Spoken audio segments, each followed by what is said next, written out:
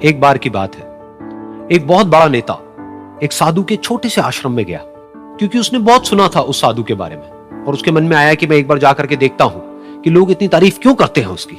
तो जब वो उस आश्रम में गया तो वहां पर एक छोटा सा कमरा था जहां पर एक कालीन बिछा हुआ था। वहां पर कुछ लोग बैठे हुए थे नीचे और साधु जी सामने बैठे हुए थे। कुछ सवाल जवाब चल रहा था। तो जैसे ही वो अंदर गया, वो अकेला नहीं था, उसके साथ में 4 बॉडीगार्ड्स भी थे और उसको ये आदत थी कि जहां पर भी वो जाता था लोग अपनी जगह से खड़े हो जाते थे, उसकी तरफ देखते थे, हाथ जोड़ते थे, अपना सर झुकाते थे। लेकिन यहां पर ऐसा कुछ भी नहीं हुआ। साधु ने उसकी तरफ देखा तक नहीं, क्योंकि वो साधु किसी के सवाल का जवाब दे रहे थे।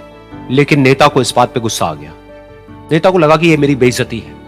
तो उस नेता ने साधु की बात को बीच में ही काटते हुए थोड़ा गुस्से से कहा, मैं आपसे कुछ कहना चाहता हूं। साधु ने उसकी तरफ देखा और बोले, आप थोड़ी देर रुकिए, पहले मैं इनके सवाल का जवाब दे लूं, उसके बाद में मैं आपसे बात करूंगा। तब तक अगर आप चाहें तो आप बैठ सकते हैं। बस साधु का इतना कहने की देर थी। नेता का चेहरा गुस्से से लाल हो गया और फिर उसने अपना सारा गुस्सा उस साधु के ऊपर निकाल दिया। अभी तक वो नेता बहुत ही तमीज से बात कर रहा था, यानी कि आप कह करके बात कर रहा था। अब वो तू तड़ाक पे उतर आया। नेता ने उस साधु को कहा, तुझे पता भी है मैं कौन हूं और तू किससे बात कर रहा है? साधु ने उसकी तरफ देखा और कहा, मुझे इससे कोई फर्क नहीं पड़ता कि आप कौन हैं, लेकिन आप जो कोई भी हैं, अगर आप चाहते हैं कि मैं आपके सवाल का जवाब दूं या आपसे बात करूं तो आपको कुछ देर रुकना होगा।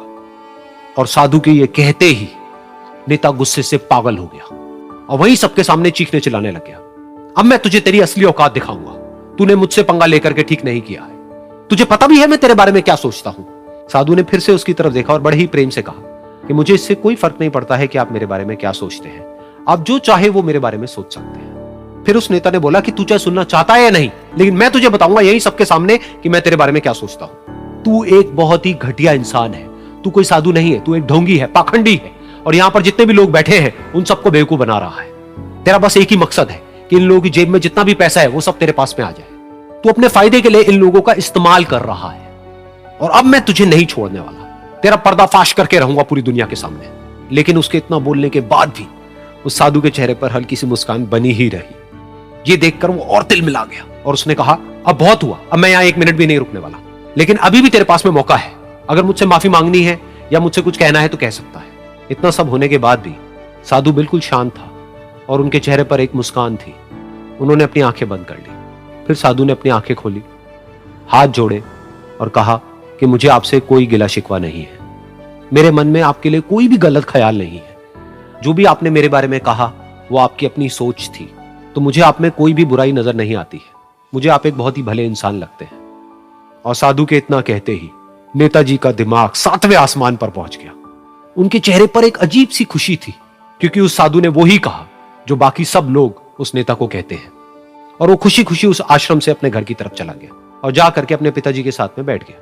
उसके पिताजी की आंखें बंद थी और वो ध्यान में थे। पूरी जिंदगी उन्होंने सिर्फ लोगों की सेवा करी और बदले में कुछ भी एक्सपेक्ट नहीं किया। तो थोड़ी देर बाद जब उन्होंने अपनी आंखें खोली और देखा अपने बेटे को अपने साथ बैठे हुए, तो उनके बेटे के चेहरे पर आज एक अजीब सी खुशी थी जो आज से पहले उन्होंने कभी नहीं देखी थी। फिर उसने एक एक करके सब कुछ बताया कि आज क्या हुआ, किस तरह से वो आश्रम गया, वहां पर क्या हुआ, उसने क्या कहा, उन्होंने क्या कहा। तो जब इसके पिताजी ने पूरी बात सुनी तो थोड़ा सा मुस्कुराए और अपने बेटे को देख करके बोले कि उन्होंने तुम्हारी तारीफ नहीं करी है, क्योंकि उन्होंने वो नहीं कहा कि जो तुम हो, उन्होंने वो कहा कि जो वो खुद है। और तुमने जो भी कुछ उनको कहा वो नहीं कहा कि जो वो है, बल्कि तुमने वो कहा जो तुम खुद हो।